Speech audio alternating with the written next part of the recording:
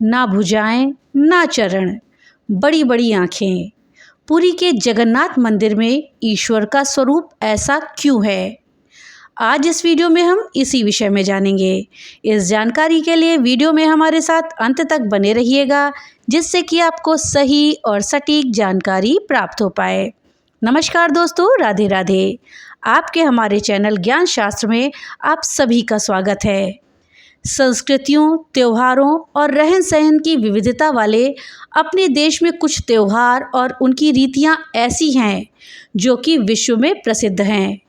ओडिशा के पुरी धाम स्थित जगन्नाथ मंदिर की रथ यात्रा इसी तरह का एक वार्षिक अनुष्ठान है।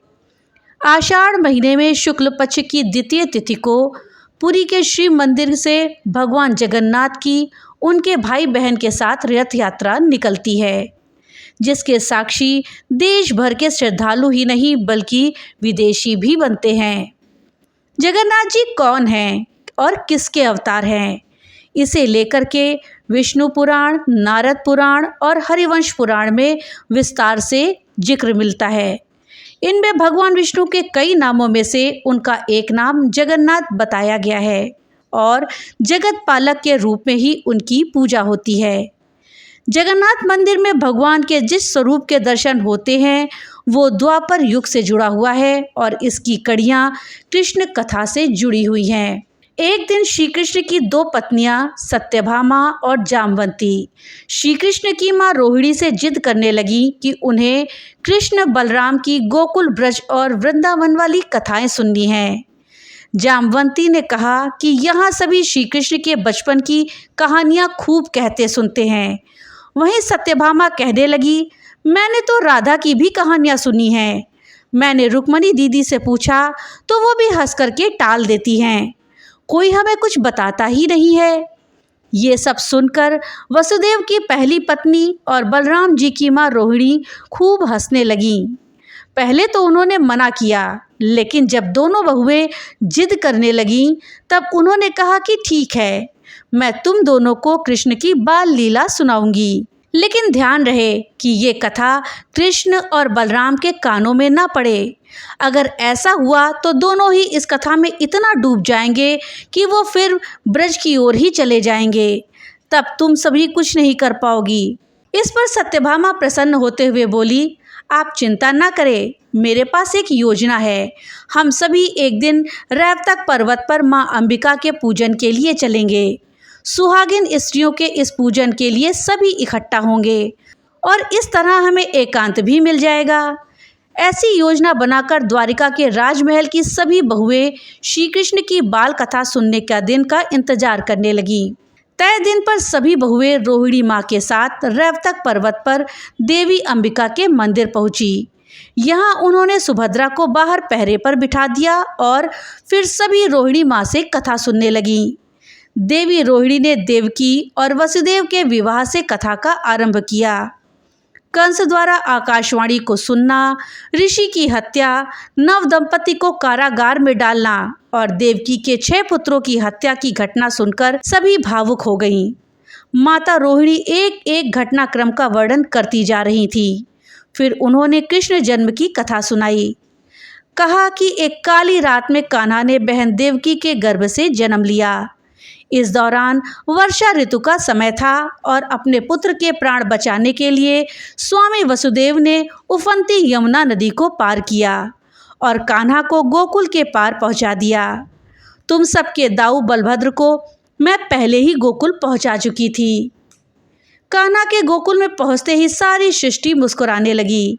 दिन बीतने लगे और बलभद्र कान्हा की शरारतों, अटखेलियों, नटखट लीलाओं से सारा ब्रज खिलखिलाने लगा। उसने बालपन में ही कंस के भेजे राक्षसों का वध कर दिया। शक्टासुर, पूतना, वकासुर, अजासुर सभी का उद्धार किया। माता रोहिणी कथा सुनाते जा रही थी और उनकी बहुएं इस कथा के सागर में डूबती जा रही थीं। उधर द्वार पर खड़ी सुभद्रा का भी यही हाल था, क्योंकि ये सिर्फ कृष्ण और बलराम की ही कथा नहीं थी, बल्कि उनके बचपन की भी बात थी। सुभद्रा ये सब सुनते सुनते जड़वत हो गई।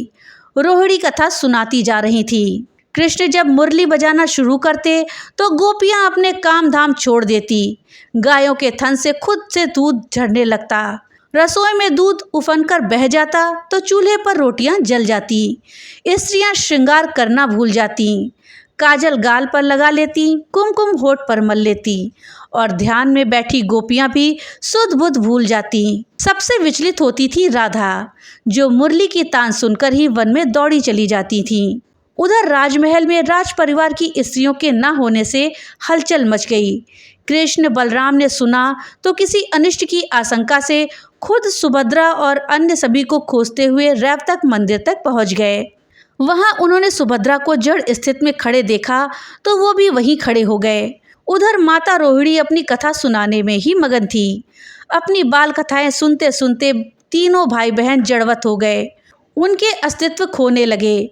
ऐसा लगता था कि जैसे शरीर से कोई धारा ही फूट पड़ी हो। बाल लीला का प्रसंग अंदर जारी था और इधर श्री कृष्ण अपने बड़े भाई और बहन के साथ परम लीला कर रहे थे। इतने में देवर्षि नारद वहां पहुंचे। प्रभु को इस रूप में देखकर वो भी विह्वल हो गए। नारद मुनि के चेताने पर प्रभु अपने वास्तव में लौटे तो देवर्षि ने उनसे इसी स्वरूप में दर्शन की विनती करी।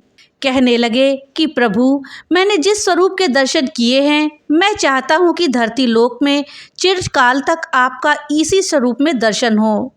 प्रभु ने कहा, देवर्षि, जैसा आपने कहा वैसा ही होगा।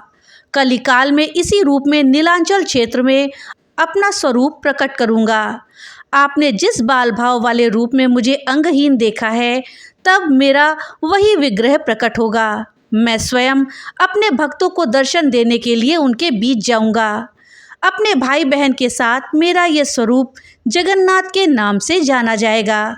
श्री कृष्ण के दिव्य वाक्यों के अनुसार कलयुग में उसी दिव्य स्वरूप के विग्रह ने प्रकट होकर जगन्नाथ प्रभु के रूप में भक्तों को दर्शन दिए। रथ यात्रा के स्वरूप में भगवान जगन्नाथ अपने भाई बलभद्र और बहन सुभद्रा के साथ भक्तों के बीच आते हैं।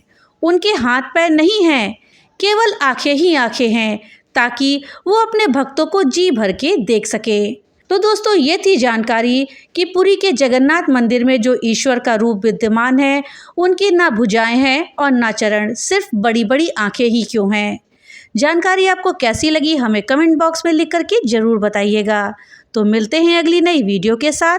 तब तक के लिए जय जगन्नाथ, राधे राधे।